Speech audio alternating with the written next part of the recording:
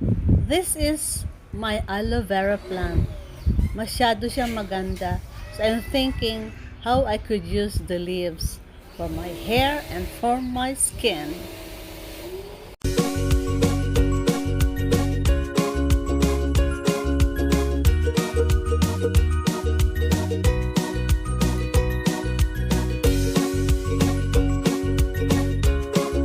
Good morning!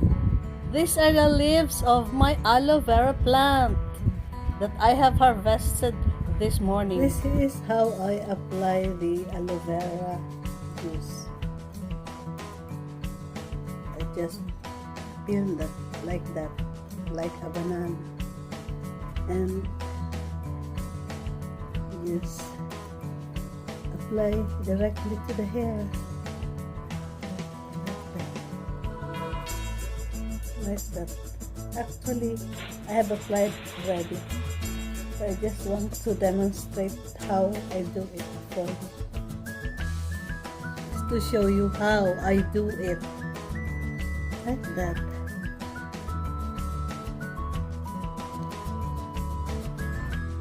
Just squeeze it a little bit so the gel will come out, and then apply it to the hair like that.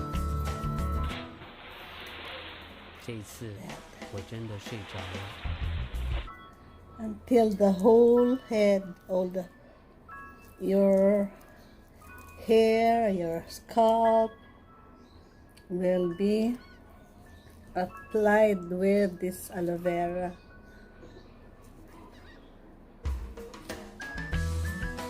Tapos ko nang in-applyan ito. Demo ko lang. Ganun ang ginagawa ko. Pwede rin i-scrape. This is the easiest way. And then I will put some oil and massage. Like that. Like that. Simple. Nag-apply na ako kanina. Pinapakita ko lang na talagang in-apply ko. Ayan o. Squeeze it.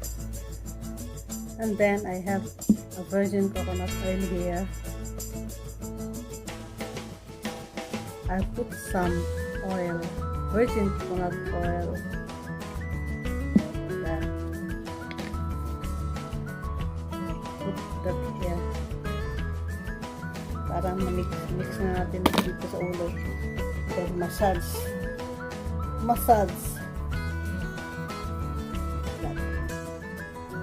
Dagdagan pa natin ng konting oil. Virgin coconut oil ito. Yan.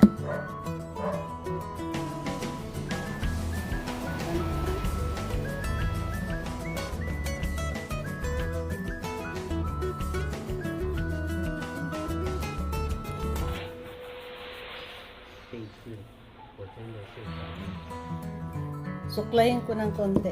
This is a brush that I use. Hindi yung sharp na comb. Ito ay maganda yung end niya. So slowly like that.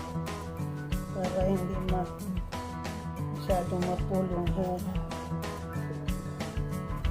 Kasi pag matanda na may tendency, ninipis yung hair. Falling hair. So this is one way of maintaining or helping our hair to stay. Yes. And then after that,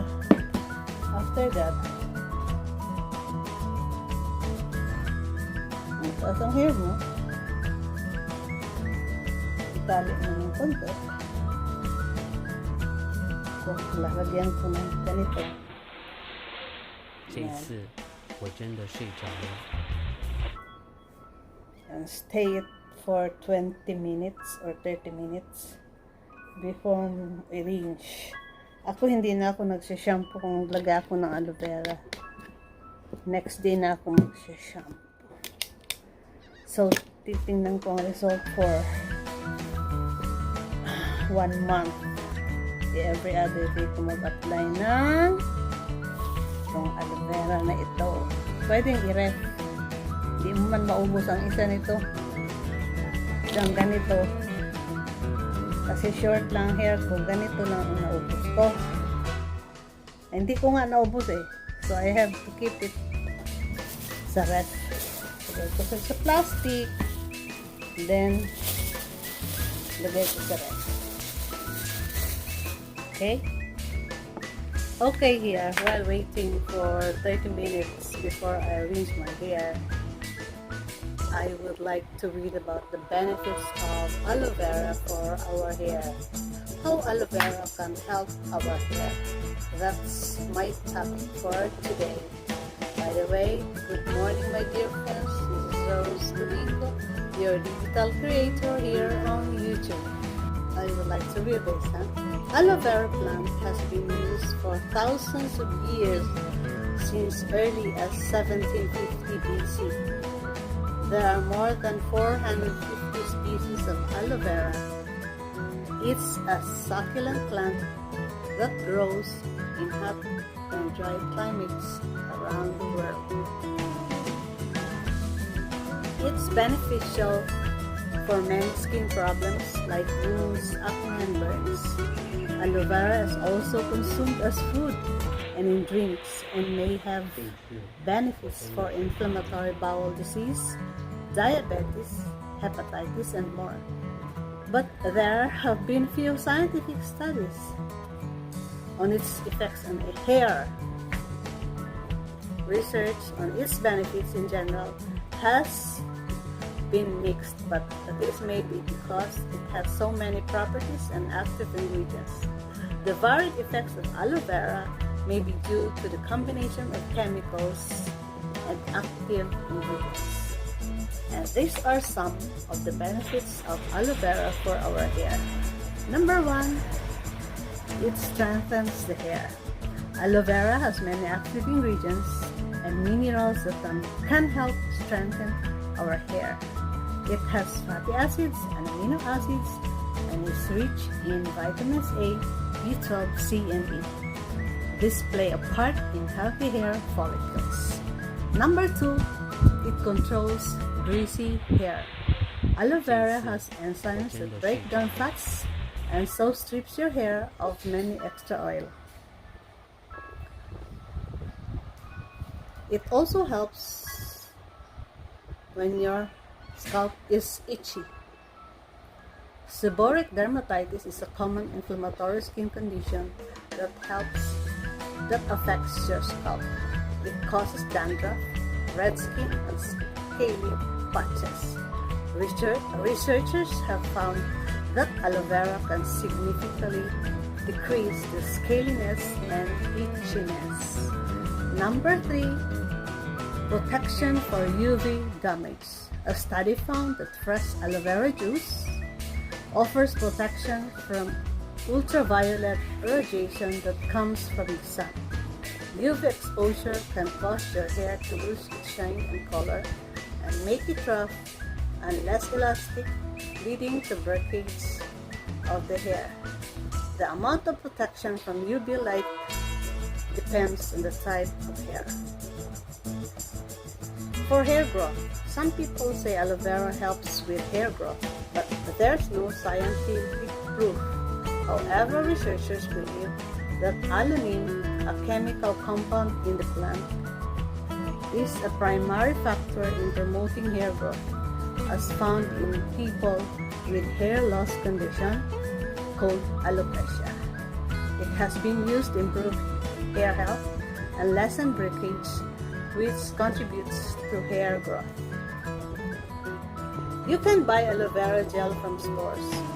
Look for a product that has 100% aloe vera without any added ingredients like fragrance and alcohol. You can also extract the gel from aloe vera leaves. Some natural food stores sell the leaves, or you can grow it as a house plant. Here's how to remove the gel from aloe vera plant.